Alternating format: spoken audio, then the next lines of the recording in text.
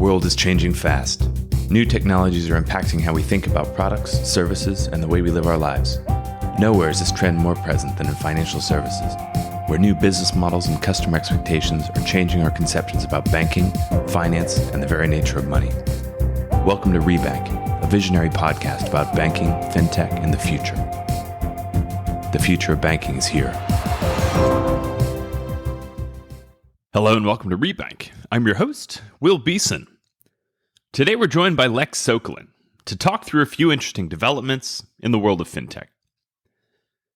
M&A is a continued trend, with the most recent candidates reported to be UBS and Credit Suisse, the latter of which is also in the news with a new digital bank. Will their effort somehow be different than the abortive attempts of their international peers, including JP Chase in the US and RBS in the UK? Klarna raised $650 million at a $10.6 billion valuation. Why is Klarna successful, where OnDeck and arguably Kabbage weren't? Lastly, we venture into Lex's realm of digital assets with MasterCard's fun new toolkit to help countries test central bank digital currencies, and Kraken's newly granted Wyoming bank charter. To subscribe to the Rebank newsletter, including insights, essays, and written transcripts of all new episodes, please visit bankingthefuture.com. To subscribe to Lex's amazing work, please visit fintechblueprint.com. Thank you very much for joining us today. Please welcome Lex Sokolin. Lex Sokolin, welcome to Rebank. How's it going, Will? It's going great. Thursday morning in Brooklyn. Life is good. How about you? Thursday afternoon in London. A nice fall day, very crisp, but beautiful as well. Excellent.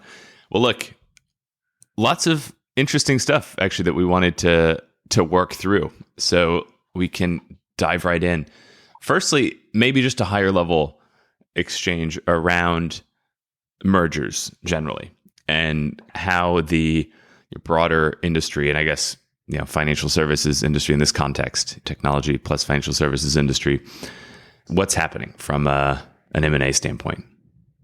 There's so much to unpack there because the underlying question is, why are we seeing all this M&A stuff now?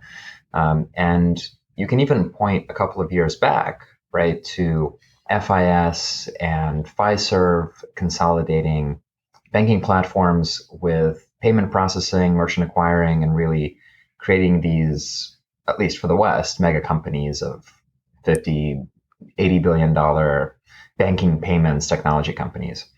And then we've seen a wave of Schwab and TD Ameritrade and Morgan Stanley and E-Trade as the fees that powered these industries, the broker industries, started to get eaten away by the free trading on Robinhood. Again, we see large consolidation there.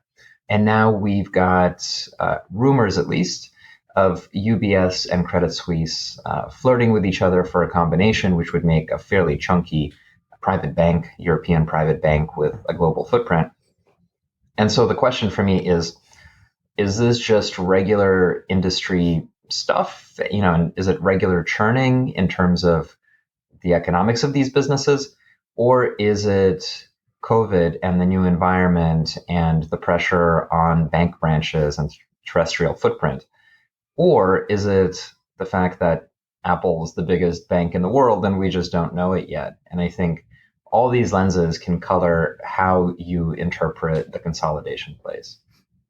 I love that. And I think you're right in that there are a lot of drivers. I think you're right in that it's not a coincidence. And my gut feel is that it has everything to do with software and technology. Like it's a defense mechanism against a changing world.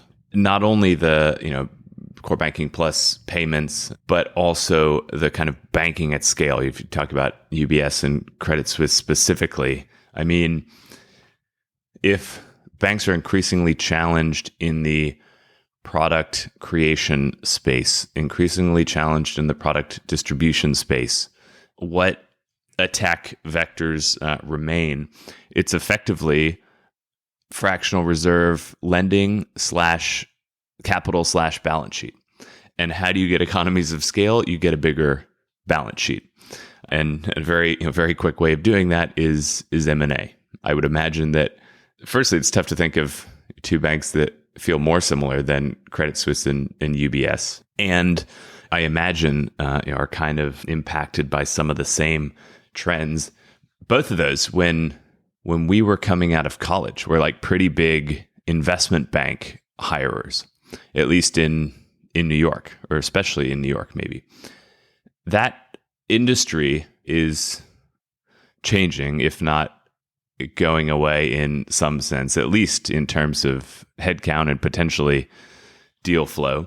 And those companies' business models, I think, have changed significantly. It's tough to think of either of those companies as the same type of genuinely diversified financial services company that perhaps it was pre-financial crisis. Now, I think, as you rightly characterize them, they're kind of private banks, right? They have fantastic private clientele and no doubt business clientele in Switzerland and Europe, and I'm sure they follow some of those customers globally. But they just don't feel like the global powerhouses independently that they once were, and therefore, in this increasingly competitive, fast-paced, technology and software-driven world, how do you compete if you're either one of those banks? You aggregate balance sheet and you do the bank thing, and you do it at scale. Yeah, I think we can pause a little bit on what exactly is melted down for these kind of high-end institutions. I think that's worth talking about. It's still spectacularly lucrative to put on a suit and be a managing director in any of these companies. It's still high prestige and a thing that people want to do, and where people can build careers and move around global finance. So, I don't know if, even on a revenue basis, if we were to do a comparison 15 years back, how much worse off these companies are. But then many people live in the future, and they look at growth and they look at what is the potential for this stuff the decade forward.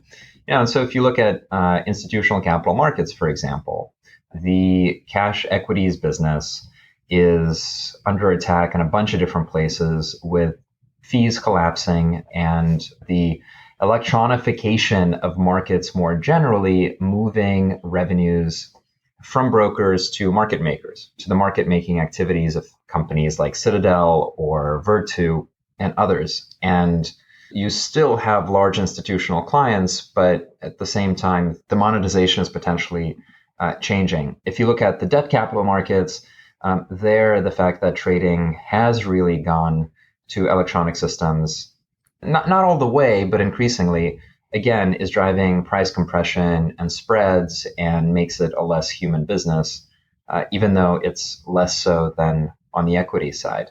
The other part about institutional capital markets is that proprietary trading, which used to sit inside of investment banks, has been kicked out of the investment banks after 2008 through regulation, right? So people are not taking large proprietary risks on balance sheet. They're doing that through hedge funds externally.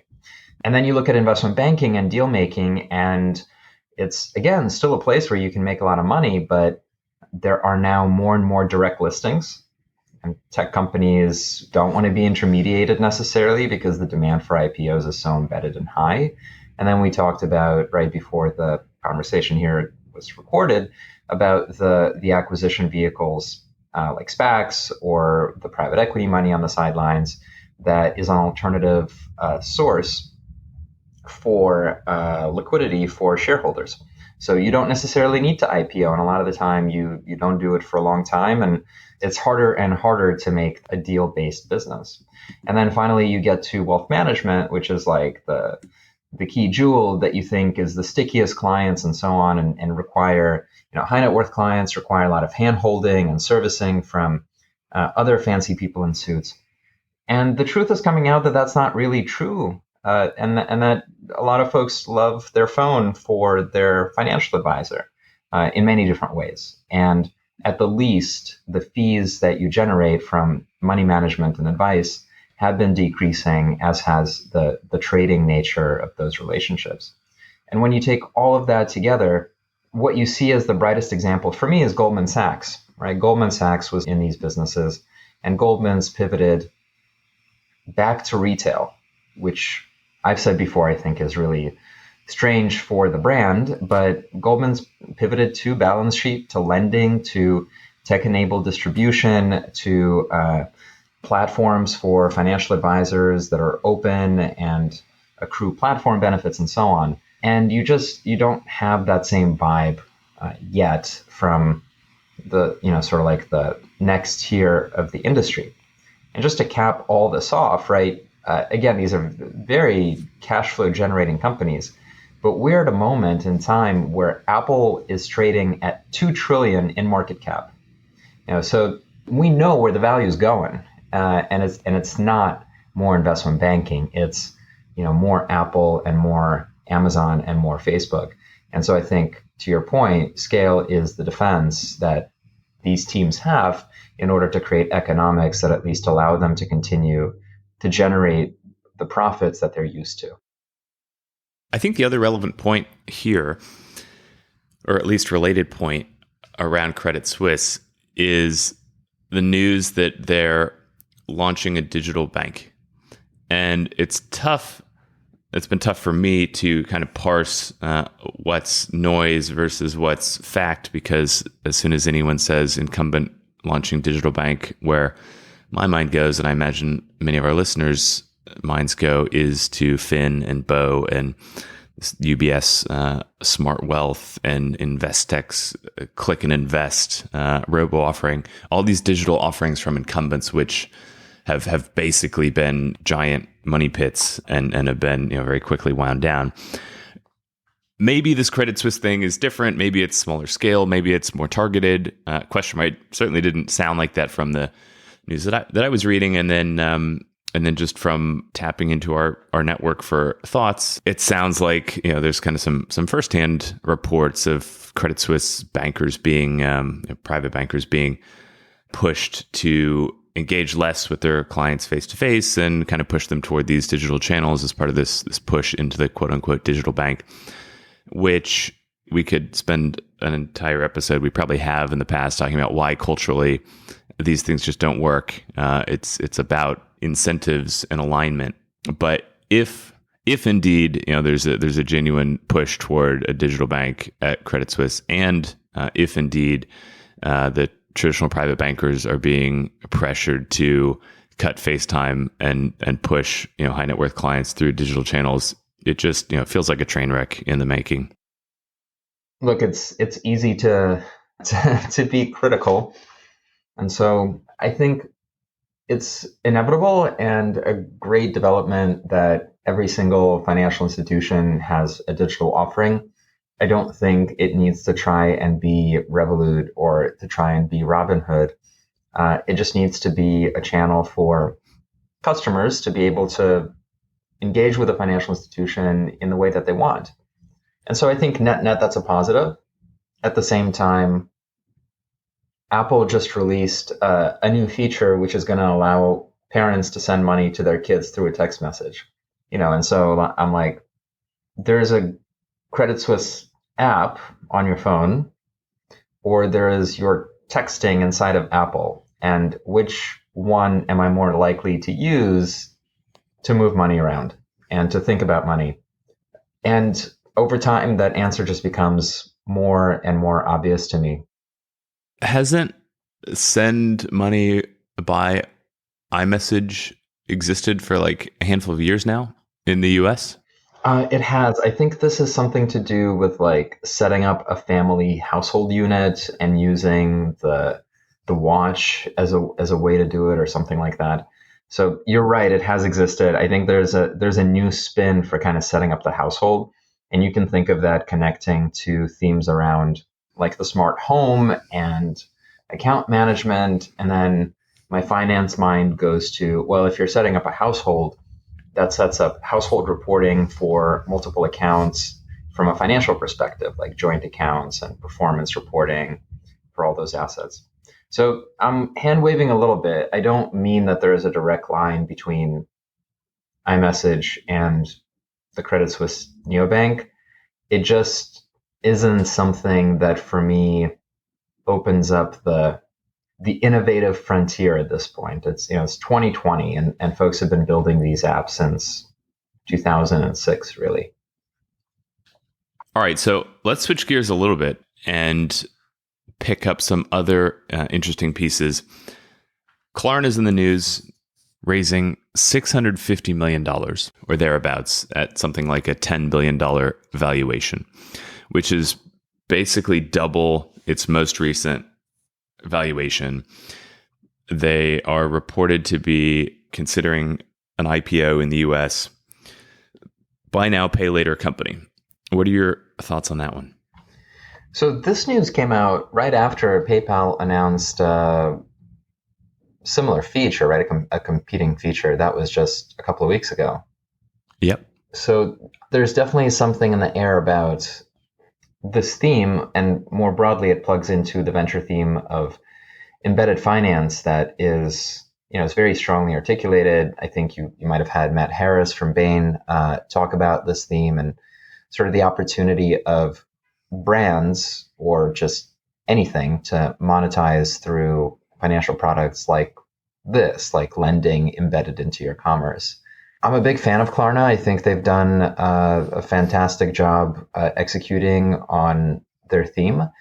I'm, I guess, a bit surprised how unscathed they've come out of COVID, in the sense that we've seen a whole bunch of other consumer and small business lending businesses really suffer from exposure to the space. So I do wonder why Klarna's model's been unaffected by that. But otherwise, I think they're a leader in the space. They're going to have to compete with a lot more fintech plays doing the same thing like PayPal, but it makes sense for them to join this club. So you're right. I did talk to Matt recently and Mike Massaro, CEO of Flywire, about embedded finance. And the point Matt made around embedded credit, which really stuck with me, specifically point of sale finance, aka buy now, pay later, is that it's effectively a way to, in many cases, remove adverse selection and even create positive selection around lending. So if a bank is an institution that lends you money when you don't need it and doesn't lend you money when you do need it, the sort of like adverse selection of, hey, I need money, suddenly it's not a good time to lend it to me because if I'm in financial distress to any extent, then I'm not a good borrower. This goes away if you're not saying, hey, lend me money. You're saying, hey, I want a TV. Hey, I want a sofa. Hey, I want luxury product. And of course, it depends on the brand and it depends on the merchant. And if you're Klarna, depending on how you built your business, you can create positive selection. Products from brands that skew toward more creditworthy purchasers, and therefore, in the instance in which you extend them credit at the point of sale, more creditworthy borrowers. So potentially, this explains some of the success that Klarna's had despite the COVID crisis. Perhaps stimulus checks also played a role in buoying their credit portfolio. I guess the question I would have, and it's shame on me for not understanding Klarna's business any better than I do. The other point Matt made was about building software conduits for loan origination as opposed to the quote unquote traditional model, at least over the past 10, 20 years, where the fintech goes out and secures a bunch of wholesale funding lines and then originates its own lending. And if we look at the OnDeck example and the Kabbage example, both of those feel to me more like wholesale financing or even just debt funding to go out and build a balance sheet. And those outcomes weren't successful, albeit SME lending as opposed to consumer lending. But OnDeck, as you've described a number of times, was kind of a total disaster. And Kabbage, too, recently, I guess the deal hasn't closed yet, but in the process of being acquired by Amex, at what sounds like less than $1 billion or max $1 billion also just doesn't feel like a positive outcome. This is a company that's 10 years old now, or at least going on 10, and has built a very strong brand in the SME lending space, originated tons and tons of small business loans. The $1 billion exit seems like not a great outcome. Yeah, I mean, it's better than 90. But look, it's live and learn. What do I have that's interesting to say about Klarna? I can take an aside, and I don't know for sure that this is what's powering their growth, and I don't know for sure that this is what's driving sort of the Silicon Valley approach to embedded finance, because end of the day, like, how new is this, right? In the 80s, you can get financing on your air conditioner when you buy it from Radio Shack. So these are just human behaviors that are old, that are now being digitized. But one frame that might be novel is to say, since 2012, we, broadly speaking, the technology industry, has been benefiting from the implementation of neural networks and machine learning. And before 2012, there was 50 years of math that was done to conceptualize and ideate how a neural network can predict behavior or create a probabilistic estimate of some behavior. And since 2012, we've been implementing this stuff to do facial recognition, to do underwriting, to do the brightest example of this is TikTok, to recommend memes and media to teenagers without them having to press a button. And so you could look at something like Klarna and embedded point of sale lending that's tied to an object rather than one that's tied to some abstraction around an individual. And you can say, we've got data across every merchant and we've got data across every single product. And because we have all this data, we can, at a really granular level, have models that derive from the thing that people buy, as well as who the people are, as well as their, like how they get there and all these other variables. And we can do it through a machine learning approach. And this is merely like a derivative of the artificial intelligence theme, rather than like the old model of you go into a bank branch and you get a loan for funding your business. This is a big data model which sits with all of commerce. And I think maybe that's a frame that colors it a little bit differently. And if that frame is correct, then the answer is it's a winner-take-all market.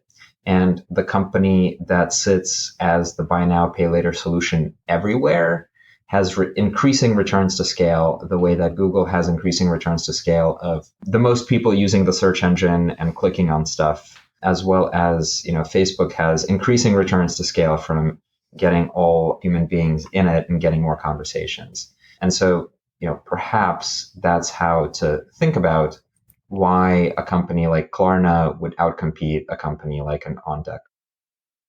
All right. So because you talked about neural networks and other super fancy, heady stuff that you understand and people like me generally don't, I feel like you were priming us for a few interesting developments around CBDCs and crypto, which again fall into categories of things that you understand and I largely don't.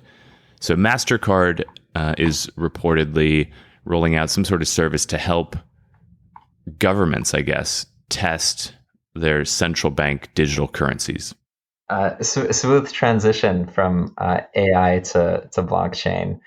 It's all the same, yeah, right? Yeah. No, it's just, the nerds are doing it, which is true. They are. The MasterCard news, I think is somewhat difficult for me to interpret because CBDCs, the concept is digital currencies that are in some way issued by a central bank. Monies are generally issued by a central bank. So this is just a digital money. We know in China, this stuff's already live. It's already been previewed in various bank mobile apps. And so Europe and the US, among lots of other countries, are thinking and racing towards what the right answer is here.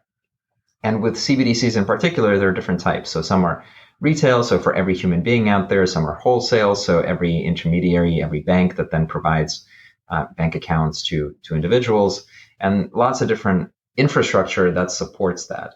So I think what MasterCard is doing is it's signaling that a network provider like MasterCard has a role to play in the world of central bank digital currency. I think that's the core premise. And I think there are different things in a CBDC architecture. Some of those things are you running this on Ethereum? Is it public or private? Are you running this on Corda? Are you running this on IBM's Fabric?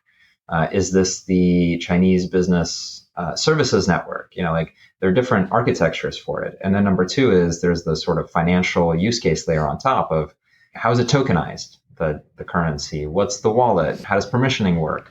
And I think MasterCard wants to play a role and have this conversation with central banks. And this isn't a new concept. I don't remember the name of the company, but a few years back, they did an acquisition of a company that was involved in building out European faster payments, which is kind of the prior generation of payments infrastructure upgrades that happened, and governments subcontract this stuff. And so I think it still remains to be quite a big opportunity. Related to that, there was a leak from, I believe, the European Commission. Yes. So there was a leaked version of rules governing digital assets, i.e. crypto, from the European Commission. So 27 nations that just leaked this month. And it's largely about stablecoin regulation, about regulating monies that are on blockchain networks, but that are tied to euros or to dollars, and bringing them into essentially under something like MiFID, where there's a perimeter and there are certain rules, and entities that are engaged in the business have to have certain licenses. And so I think this is a super productive step. And the third leg of the stool is Wyoming. So largely through the work of Caitlin Long and then a few other, let's say, crypto lawyers, which would be an unfair way to paint them. But folks who have a legal hat and a regulatory hat, but also are engaged with the blockchain industry, have been working on getting regulations in place so that you can have a crypto industry which is not just sitting on the sidelines waiting for some permission, but is quickly integrated into everything else. And so Wyoming's got a new charter for banks, a specialty for those handling crypto assets. And so the crypto exchange called Kraken, which is one of the larger ones by volume, and it's been around for quite a while, so it has a lot of users. So Kraken, the crypto exchange, got approved to become a Wyoming bank. So this is not like they're applying for a license. It's not like maybe one day we now have a bank, which is also a crypto exchange. It's in America and it can take customers. The primary thing it can't do is fractional reserve banking. So it's not going to hit up the federal regulations.